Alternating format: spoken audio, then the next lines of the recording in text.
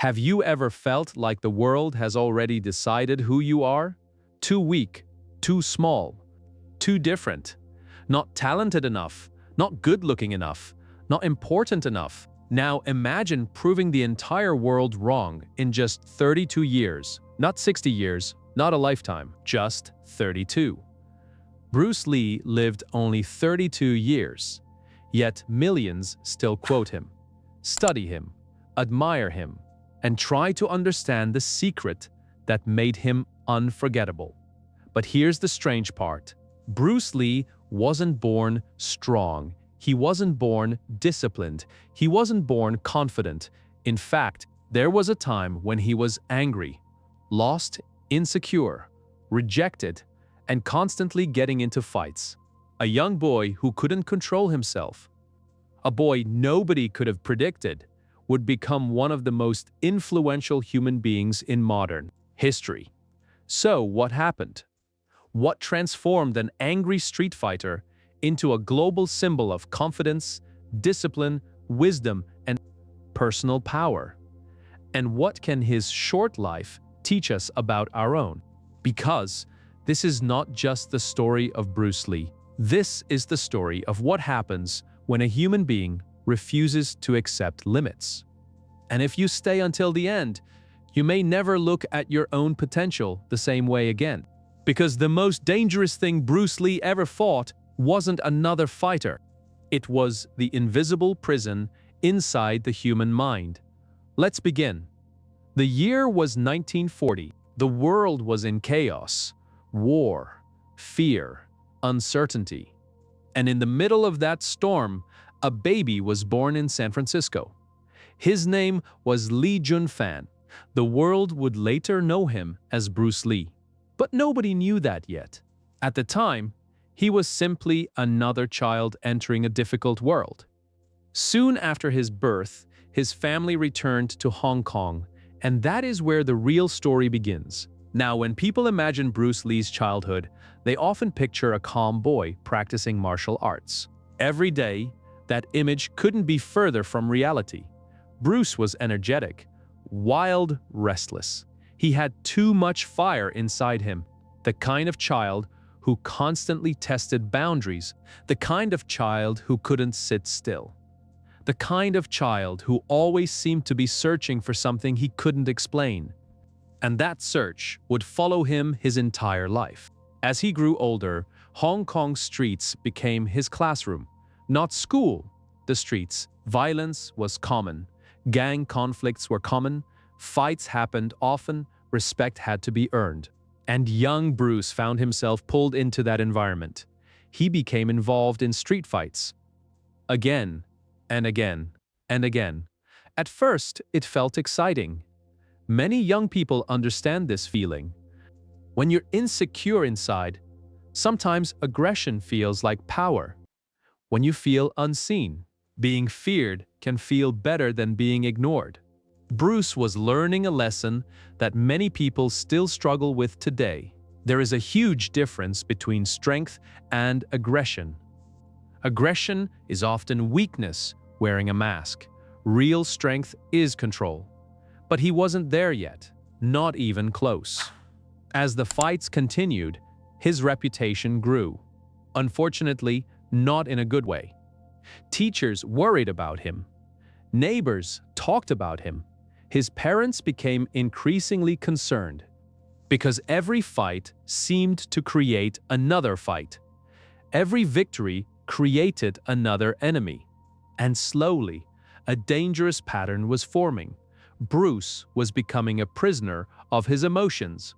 And that's something many people experience without realizing it. Maybe not through physical fights, but through arguments, overthinking, anger, ego, impulsive decisions. One moment of emotion, then consequences that last much longer. Bruce was living inside that cycle, but life was about to force him onto a different path, a path that would change everything. One day, after another serious fight, his parents reached a painful conclusion. If Bruce stayed in Hong Kong, his future could be destroyed. The streets were pulling him deeper. The conflicts were becoming more dangerous, and eventually, one fight could change everything. So his parents made a decision that felt heartbreaking at the time. They sent him away. Imagine being a teenager, leaving your home, leaving your friends, leaving everything familiar, crossing an ocean, starting over, alone. Most people see transformation when they look at Bruce Lee, but transformation almost always begins with discomfort, with uncertainty, with fear. And that was exactly where Bruce found himself. At 18 years old, he arrived in America, not as a superstar, not as a champion, not as a legend, just a young immigrant with very little money and a head full of dreams. Nobody rolled out a red carpet. Nobody was waiting for him. Nobody cared who he was. In many ways, this was the first real test of his life, because now there was nobody to blame. No gangs, no streets, no distractions, just Bruce and the person staring back at him in the mirror. Many people spend years running from that moment. The moment when excuses disappear, the moment when life asks, "Who are you really?" Bruce decided to answer that question, and his answer would change history. At first, life in America was difficult.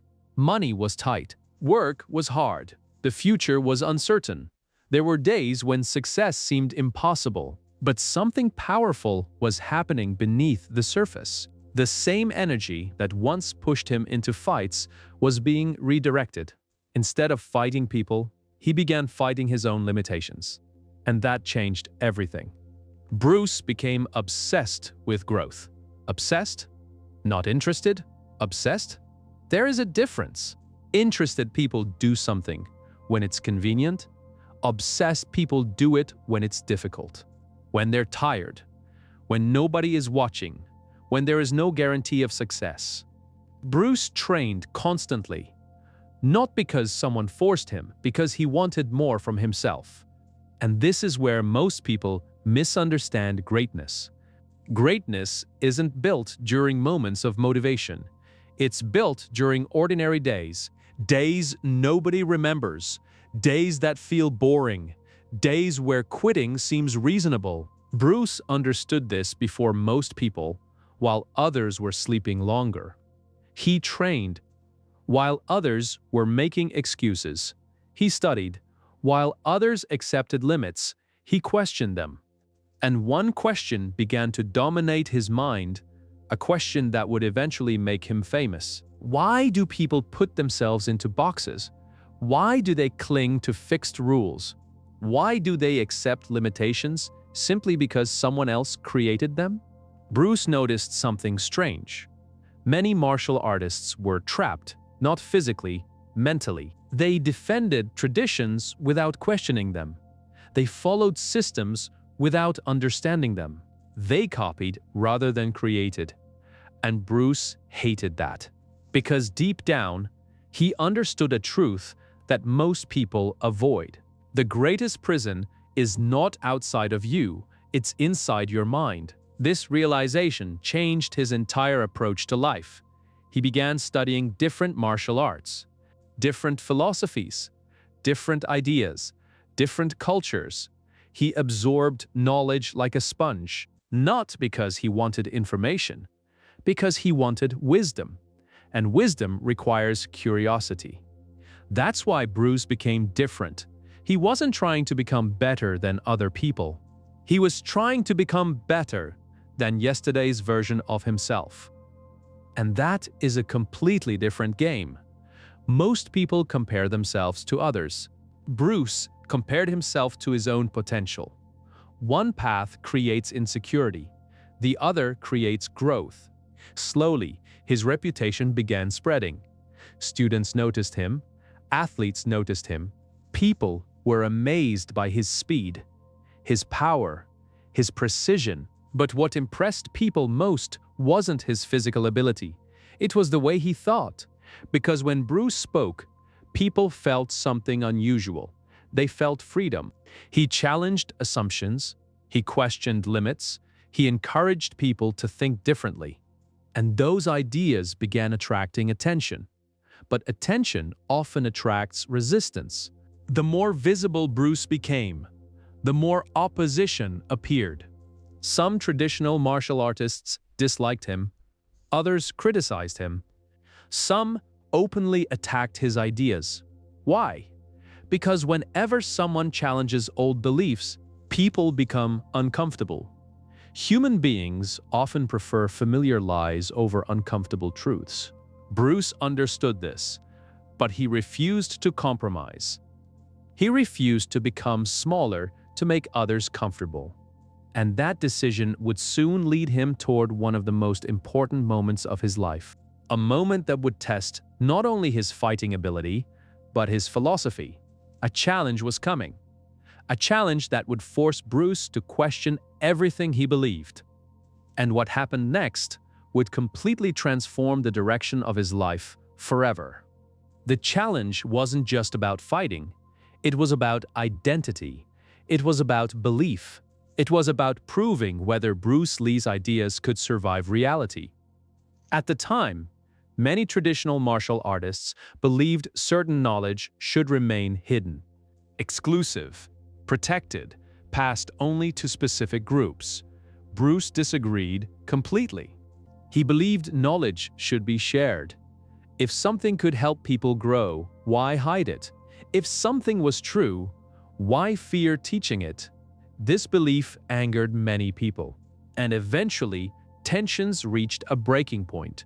A challenge match was arranged. Bruce would fight, not for money, not for fame, but for his right to teach. The details of the fight have been debated for decades. Different people tell different versions. But one thing is certain. Bruce won, yet something unexpected happened afterward. He wasn't satisfied. Think about that for a moment. He won. Most people would celebrate. Most people would feel validated. Most people would tell everyone they were right. Bruce did something different. He criticized himself. He felt the fight took too long. He felt his movements were inefficient.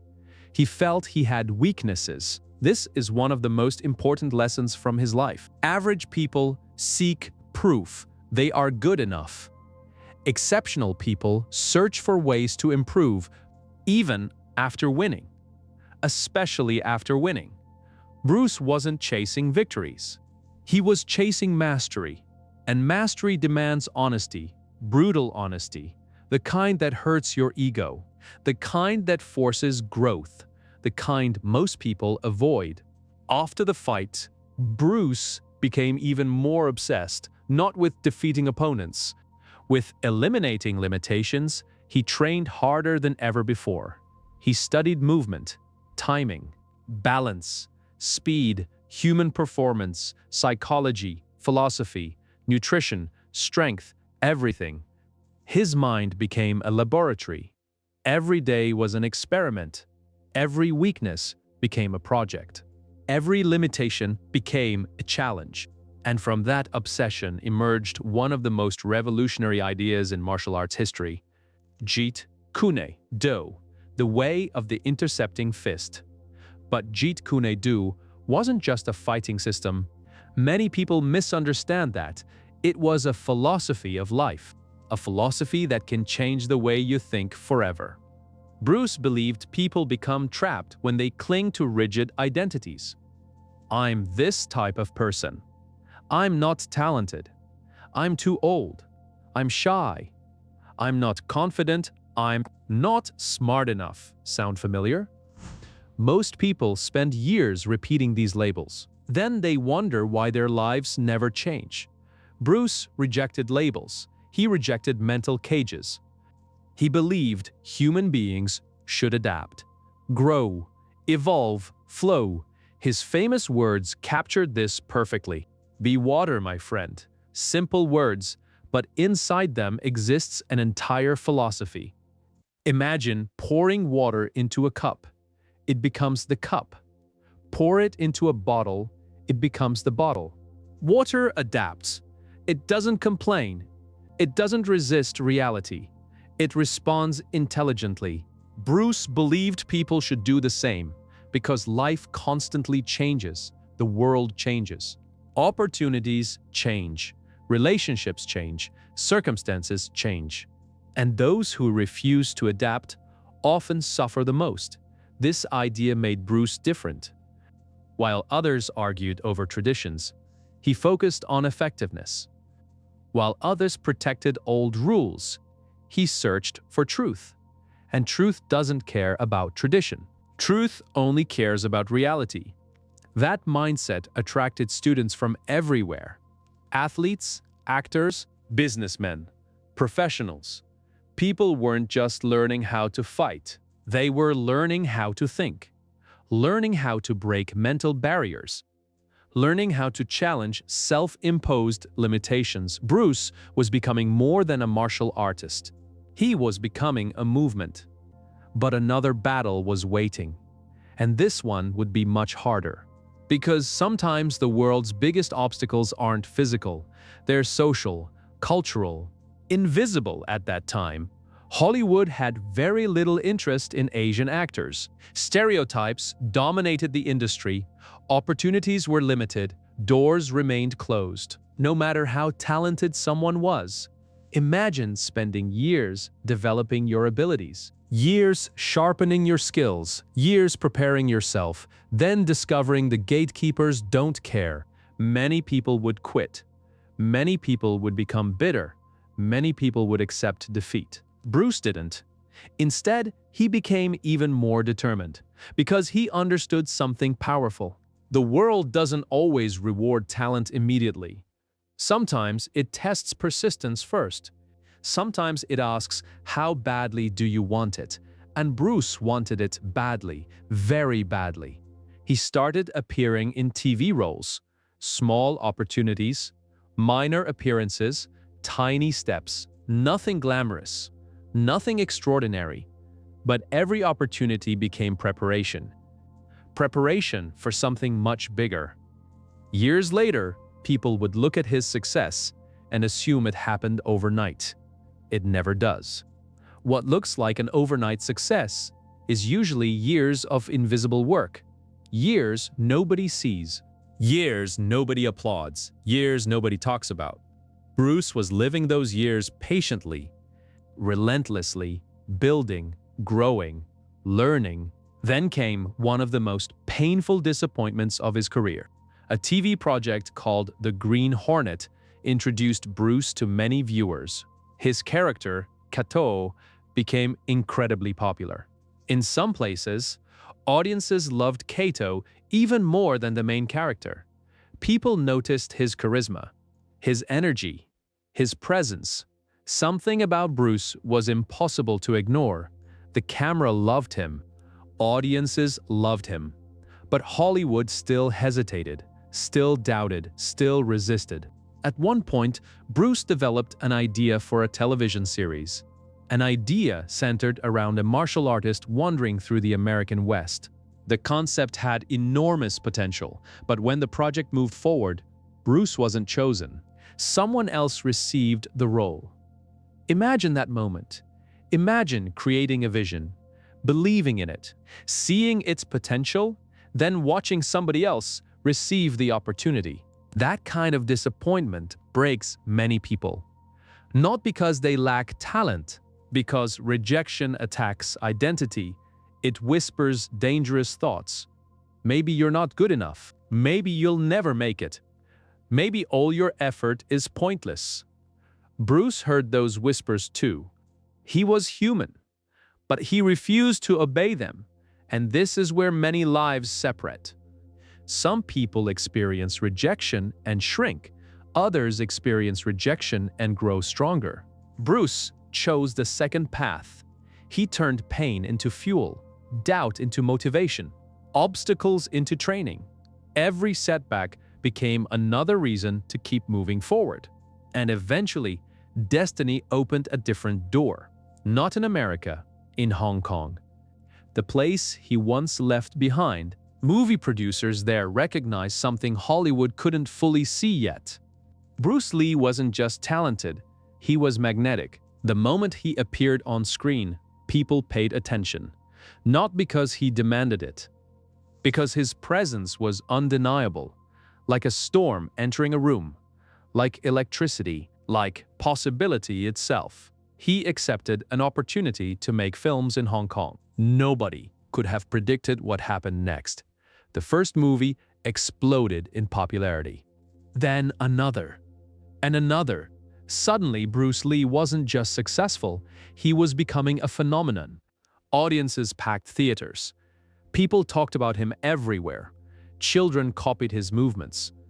Young men admired him. Families watched him.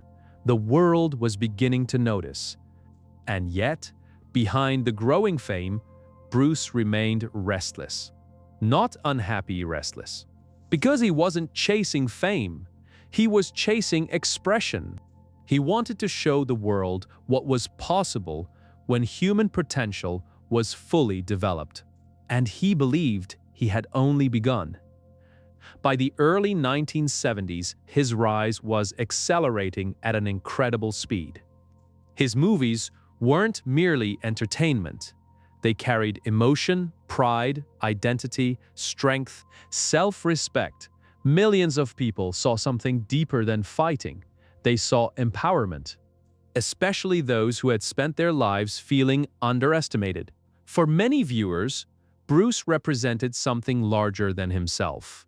He represented dignity. The message was clear. You do not need permission to believe in yourself. You do not need approval to recognize your worth. And you do not need society's expectations to define your future. That message spread across continents, across cultures, across generations. But just when everything seemed perfect, life delivered a devastating blow. A moment so terrifying that it could have ended everything. Not his career, his ability to move, his ability to train, his entire dream. Because one day, during an intense training session and period of physical strain, Bruce's body began sending warning signals, signals he could not ignore. What happened next would force him into one of the darkest chapters of his life. A chapter where the strongest fighter in the world would be forced to confront something he couldn't, punch his own vulnerability. And what he did during that period may be the most inspiring part of his entire story. For most of his life, Bruce Lee had trusted his body, his speed, his strength, his endurance, his movement. His body wasn't just part of his identity. It was his identity. It was the vehicle carrying his dreams, the instrument through which he expressed himself. Now imagine being told that instrument might be broken, not temporarily, possibly forever. In 1970, Bruce suffered a serious back injury. The exact details have been discussed for years, but the outcome was clear. Doctors warned him. Some believed he might never return to martial arts the way he once had. Some thought his physical abilities would be permanently limited. For a man whose life revolved around movement, those words were devastating. Imagine hearing that. Imagine working towards something your entire life and suddenly being told it may be over. Many people watching this know that feeling. Maybe not through injury, maybe through failure, a breakup, a lost opportunity, a financial collapse, a dream that seemed to disappear overnight. Life has a way of bringing every human being to a moment where they ask, "What now?" And that moment reveals who we really are. Bruce could have accepted defeat. Nobody would have blamed him. He had a legitimate excuse, a medical reason, a physical limitation, the perfect justification to stop. But Bruce Lee was never interested in excuses. Even good excuses, especially good excuses. Instead of surrendering, he did something remarkable. He turned recovery into another mission, another challenge, another mountain to climb. Confined for long periods, unable to train as before, forced to slow down, Bruce began doing something that would shape the rest of his life. He wrote he read, he studied, he reflected. And during that difficult period, some of his most powerful ideas emerged. Because pain has a strange ability. It strips away distractions. It forces honesty. It reveals what truly matters. Many people waste suffering. Bruce used it. While his body healed, his mind expanded. He filled notebooks with thoughts, ideas, principles, questions, observations about life, success, fear, discipline, human nature. The deeper he looked, the more he realized something profound. Most limitations begin in the mind long before they appear in reality. Think about that. How many dreams die because someone decides they're impossible before even trying? How many opportunities are missed because fear creates an imaginary wall? How many lives remain small because people obey limitations that were never real? Bruce became obsessed with that question because he had lived it. The angry teenager in Hong Kong, the struggling immigrant in America, the rejected actor, the injured athlete. Every chapter of his life had taught the same lesson. Human potential is often buried beneath self-imposed limits. And those limits are stronger than chains. Because chains can be seen, mental barriers cannot. This realization became fuel. Every day he visualized recovery. Every day he strengthened himself. Every day he prepared for a comeback. Not because success was guaranteed, because effort was.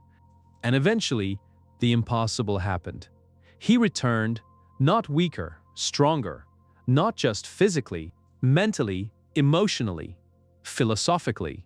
The injury that could have ended his journey had actually deepened it. This is one of life's greatest paradoxes. The experiences we try hardest to avoid often contain our greatest growth. The heartbreak, the rejection, the setbacks, the failures, they hurt, but they also reveal strengths we never knew existed.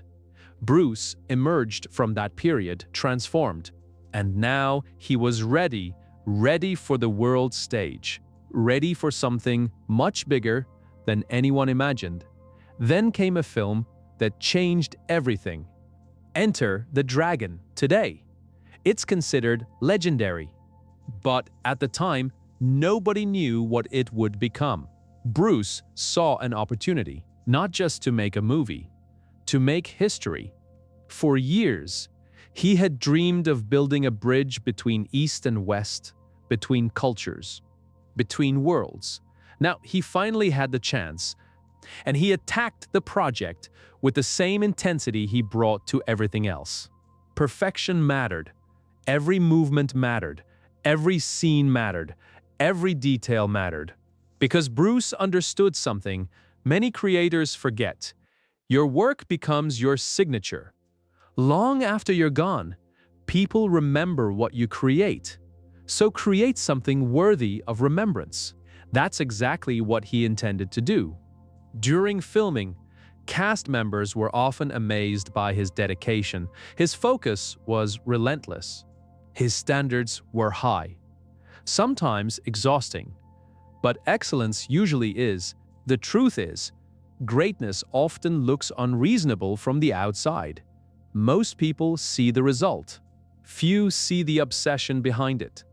Bruce lived inside that obsession, not because he wanted fame, because he believed in possibility, because he believed humans are capable of much more than they realize. And Enter the Dragon became his message to the world, a message delivered through action rather than speeches. When audiences watched him move, they weren't just watching a fighter. They were witnessing self-mastery, control, presence, confidence, purpose, the qualities people spend entire lifetimes searching for. The movie generated enormous anticipation. Everything seemed to be aligning. The years of struggle, the sacrifices, the setbacks, the rejections, the injuries, all of it appeared to be leading toward a historic breakthrough. And then Something unimaginable happened. On July 20th, 1973, Bruce Lee died. He was 32 years old. 32. Pause for a second and let that sink in. 32. Many people spend their 20s trying to figure out who they are. Many people are just beginning their careers at 32. Many are still waiting for the right time to start pursuing their dreams. Bruce Lee's entire life was already over. The world was stunned. Friends couldn't believe it. Family couldn't believe it. Fans couldn't believe it. Questions flooded everywhere. How could someone so strong be gone? How could someone so alive disappear so suddenly? It felt impossible. And perhaps that's why the shock continues even decades later. Because Bruce represented vitality, energy, movement, life itself. Yet even he was not immune to life's greatest certainty: mortality. The truth every human being tries not to think about. One day, time runs out for all of us. No exceptions, no negotiations, no extensions. And suddenly, Bruce Lee's story became bigger than martial arts, bigger than movies, bigger than fame. It became a reminder that life is not measured only by years. It is measured by impact, by contribution, by courage, by how fully we choose to live. Think about this. Some people live 80 years and leave barely a ripple. Bruce lived 32 and changed the world. Why? Because he understood something many people discover too late. Life is not waiting for you. The perfect moment is not coming. The perfect conditions do not exist. The perfect version of yourself will never arrive. You must begin now. You must grow now. You must act now. Bruce didn't postpone his life. He lived it fully, intensely, courageously. And that is why his influence survived his death. Because influence isn't created by longevity. It's created by authenticity. People felt something real in Bruce Lee. They still do. His words continue spreading across generations. His philosophy continues inspiring entrepreneurs, athletes, artists, leaders, and dreamers around the world. Why? Because his message wasn't really about fighting. It was about becoming. Becoming who you are capable of being, removing unnecessary limitations, questioning inherited beliefs, refusing to live beneath your potential. That message never gets old. In fact, it may be more relevant today than ever. Today, millions of people are trapped, not by physical barriers, by mental ones. Fear of judgment, fear of failure, fear of rejection, fear of looking foolish, fear of starting, fear of trying, fear of becoming visible. And because of those fears, entire lives remain unlived. Dreams remain dreams. Potential remains potential. Years disappear. Bruce Lee spent his life fighting exactly that kind of prison. Not with fists, with awareness, with courage, with action. He taught people to stop asking for permission, to stop waiting for certainty, to stop surrendering their power to fear. And perhaps that is why his story still feels so personal. Because deep down, every person watching this has a version of themselves they haven't fully become. Yet, a stronger version, a wiser version, a more disciplined version, a more confident version, a version waiting beneath excuses and doubts. Bruce spent his life trying to reach that version of himself.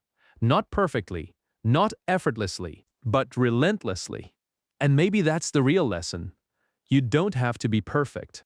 You don't have to have everything figured out. You don't have to eliminate fear. You only need to keep moving, keep growing, keep adapting, be water, flow around obstacles, flow through setbacks, flow beyond limitations. Because the greatest tribute to Bruce Lee is not admiring him. It's applying what he taught every day in your own life. When fear tells you to stay small, move forward.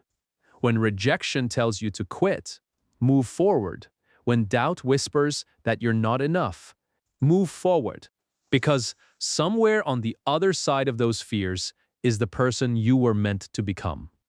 Bruce Lee found that person in only 32 years. The question is, what will you do with the years you have? Because one day, people will not remember how many years you lived. They will remember how deeply you lived them. And that may be the most powerful lesson Bruce Lee ever gave the world.